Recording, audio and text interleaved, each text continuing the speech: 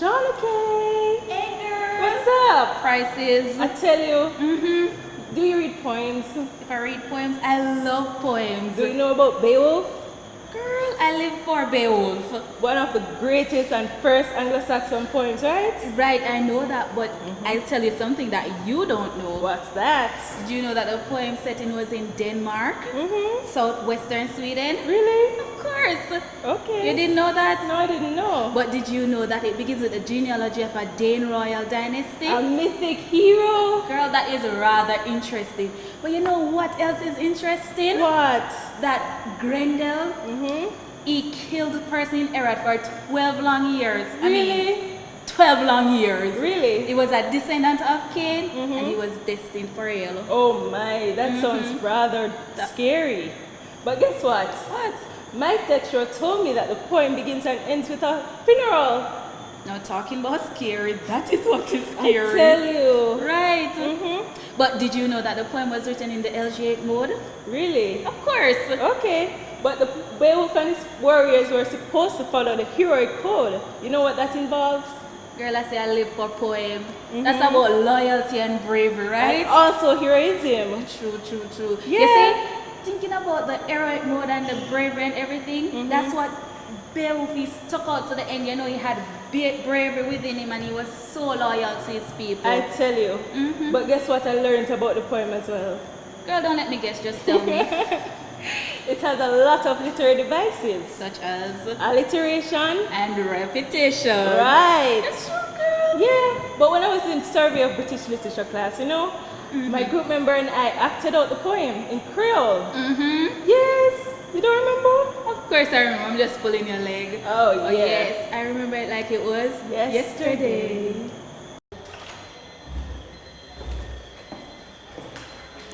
Yo, Beowulf, me I say I want the baddest man around here. Choose something? Oh, you mean? Me come to protect the Danes. Me I say you slay almost sea monster. Me no believe that, you know. A joke you make. Them did after the eye, you know.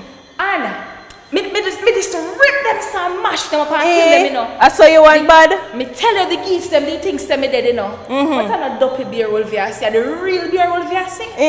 Me I say you come for slay Grendel. I choose something too. Yeah, man. Me gonna rip up Grendel and cleanse her at again. Me can't wait to see this. Yeah, man, me will send back Grendel dark how he come from. Alright, we see. You don't believe me? No, me don't believe nothing. Watch it on first. Me watch and see.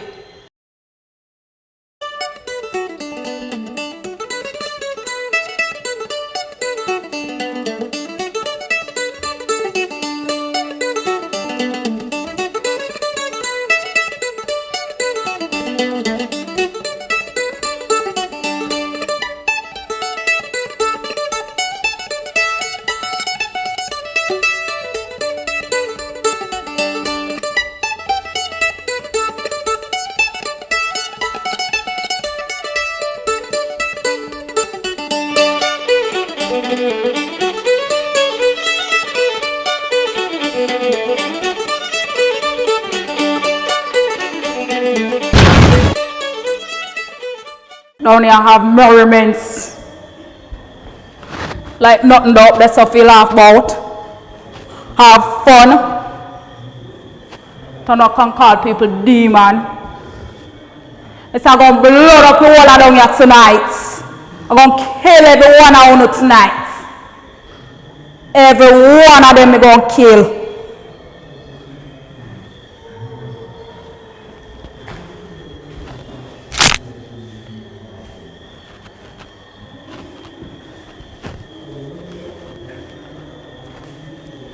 Not happy to laugh about.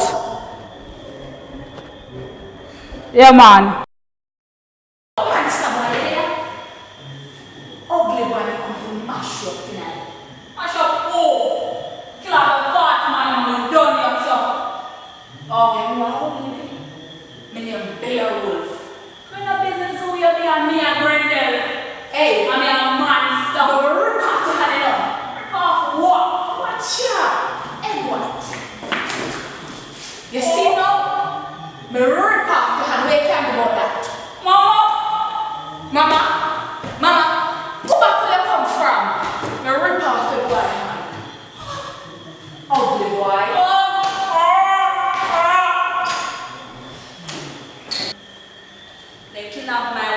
so now over them here for them. Oh, no, now.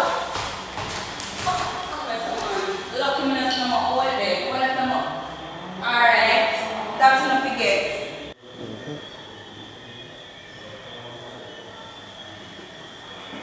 Yo, what you have to put my base? Oh, you mean what me I do here? Yeah, that's the one who you have over here. Me say, you kill off all of the people in the era. Hello, I kill my one son who thinks they have what's up. Blood for blood away here about. Oh, if I blood for blood, they say then, let's see how that work out. Alright, anything you're ready for me, you're ready for too. Alright, watch me. You see how me do Brandon?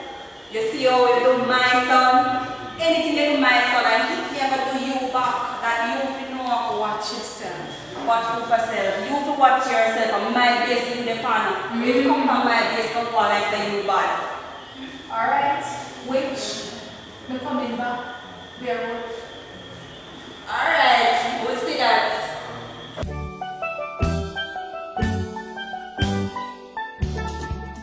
Hey girl. Hey, Lily. How you doing? I'm fine. How I are can you? see. I like your shoe. I'm good. I'm Thank you. good. Thank you. Anyway, you remember yesterday when we were talking about the poem Beowulf? Yes, I remember. You sure? Of course. Anyway, I've got great news. Really? Yeah. What? You want to know? Yes, of course. So I heard that there's this poem. About poem. I love poems so much. I'm talking about poem. This talk show. Yes. It's coming on. You remember Little Revive? Yes, I remember. That same one. The one from last year. Yes, it's back on TV now. Really? And guess what? What? I saw the preview and they're talking about Beowulf in it again. Really? Oh gosh, I can't wait to to see. it. Anyway, talking about can't wait. It's time. Let's go see it, girl. Alright. Good afternoon, TV Land, and welcome to our program, Literature Vibes. Today, we'll be creeping over into Britain.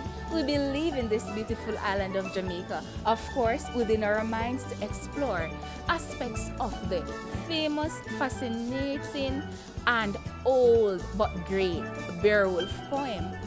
Now, today, we will have in studio with us Dr.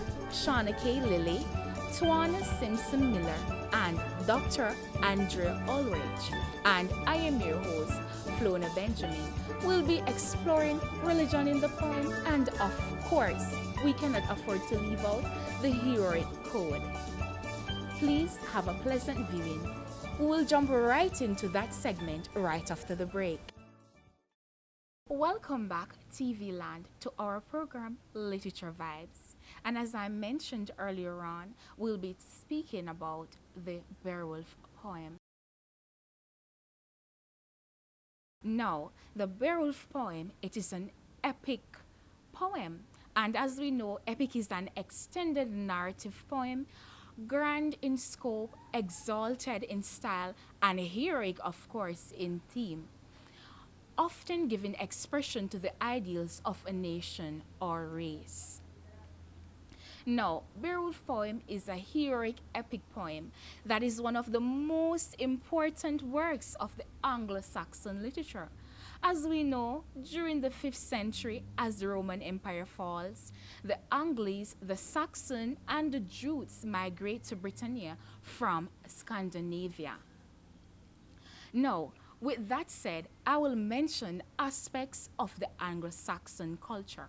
Now, the Anglo-Saxons, they did not just bring the poem with them, of course, from Scandinavia. They also brought aspects of their culture to blend in the England setting. Now, one of this is their religion, which is paganism. And as we know, paganism deals with many gods. And this is being revealed in the Beowulf poem. Now, paganism. If we realize that the poem, it began with a funeral, and what makes it fascinating, it ends with a funeral also. Now, in paganism, there are several methods of burial. We have cremation and ship burial is evident in this poem. Now, ship burial, the way in which ship burial is done, it is not what we would think. Of course, the deceased is buried with their weapons, with their jewels, and all these material things that would deem them as great in their society. If we should look when Skald was buried, he was buried with his weapon and all his treasure. Beowulf poem has two elements of both paganism and Christianity within its content. Now, this is as a result of when England was transitioning from paganism to Christianity. This is as a result of the Anglo-Saxon bringing their own paganism to England, and then missionaries in England was willing to spread the gospel, I would say, about Christ. That's why in the poem we have paganism and elements of Christianity. Now, ladies, in the poem Christianity, if we would realize that Beowulf, the great hero, wise and strong-willed as what we refer to him as, he took on this mighty demon monster from hell. And if I would say, I would like to add, are you getting the concept of what I'm saying? Yes, we are. Okay, I would like to add this to Christ coming as a single being to die for our sins and to help us to make it into eternity. And I believe that Beowulf was doing the same thing. He took on this great demon from the darkest part at what they describe as hell. And he took him on not with his warriors but as a single being, just for the sake of the Danes. And of course, as what you will talk about later, his loyalty, right? To the king, Hrothgar. Okay. Alright. Now, that is an element of Christianity within the poem. Now, if we should look at the pagan element, and which I found, of course, fascinating, where the poem, it starts with a funeral and it also, as we know, ends with a funeral. Now, if we should analyze the method of burial, it is not any regular Christian burial. It is a form of pagan burial where Skiles, the character that we know, Skiles, he was buried with his treasures, his weapons, and other simple material things that he would hold dearly to his heart. So he was buried this way in a ship, and this ship was sent off in the ocean. And I believe it is a fascinating thing because today we don't see this happening in our modern world. And if that was taking place back then, wouldn't it be something great to experience? Alright. Now we'll be discussing the heroic code: strength, courage, and loyalty. Loyalty is an honored trait in the poem of Beowulf, as in many other medieval tales. The idea of chivalry, that code of, proper behavior is associated with medieval knight, is centered around loyalty. I mean, loyalty for leaders, loyalty for your family, and even loyalty for friends. Now, in the poem Beowulf, we see loyalty coming out in many instances.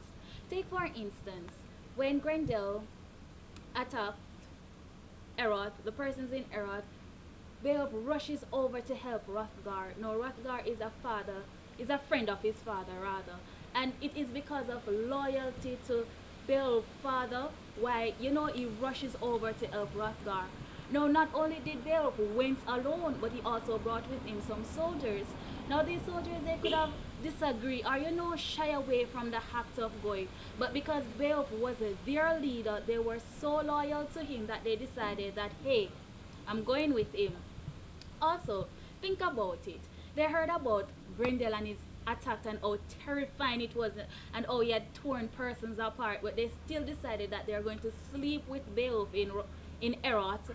And we see these coming out and we know that it has to be about loyal. Now, Beowulf was loyal to his father, so he helped Hrothgar. Now, the soldiers were loyal to Beowulf, so they stayed with Beowulf in Eroth. Now, when Beowulf killed Grendel mother, now she took it upon herself that she wants vengeance. Now, this revenge which Beowulf had, I love Beowulf so much I keep talking about it. Now, this revenge that Grendel's mother has for Beowulf is just love and loyalty to her son. She was like, "You killed my son. I'm loyal to my son. I'm gonna kill you." So it's something like that. Now, after this, long further in the poem in Beowulf's life, we realize that Beowulf was still loyal to his people. He still decided that he's going to protect his village and that he's going to always stick out with them to the very end. He went off to fight another monster, and he could send other, stronger, younger fighters to do this, but he was so decisive that this is what I want. I want to protect my people, and I want to be loyal to them even to the very end.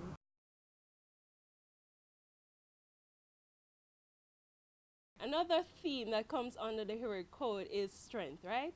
And strength can be seen in Beowulf because Beowulf actually slayed Grendel. And that just shows Beowulf's strength because the Geats that were in Heorot, could not slay Grendel. But Beowulf was able to do that, right?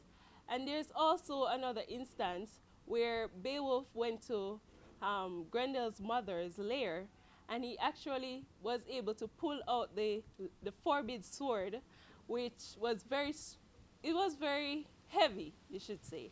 And Beowulf was able to lift it up. And not only that he lifted it, but he was able to cut off Grendel's mother's head.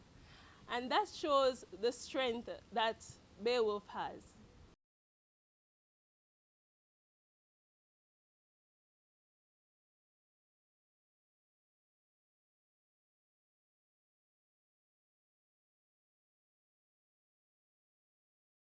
Another theme that is a part of the heroic code is courage. And if you ask me if Beowulf is a courageous man, most definitely my answer would be yes, right? And Beowulf is also motivated by a desire to prove his valor to others. And we can see this in the way he is boasting. And this boasting is not about self praise, it is about showing and giving the people the hope that yes, he can do this, right? And we can also see that, prove that he is not giving himself praise because he give honor to God through all this that is he's doing. And we can see where he give God thanks for his bravery and his skills in all these combat, right? And there are three deeds that uh, in the poem, right, that prove that he is courageous and he is brave. These three deeds is we can see where he saves his people, the people of Utgar and Herod, and he also in his combat, the hand-to-hand combat with Grendel, and when he dives into the lair where Grendel's mother was and kill her, right? So all these shows that um, Beowulf is a courageous man because he proved his strength, as my colleague said, and he showed that he is brave and is willing to do anything for his people. There we have it, people, our literature vibes show. Now, I want you to join us next week for another episode of Literature Vibes with Sir Gawain and the Green Knight. In case you missed the show, to recap a bit, we've spoke about paganism and Christianity, Beowulf praising God, and on the other hand, ship burial, offering of gifts rather, which is an act of paganism. And we spoke about the heroic code, strength, courage, and loyalty. There we have it, people, the strong-willed, wise, powerful, and great Geats warrior Beowulf. Thanks for viewing. Join us next week.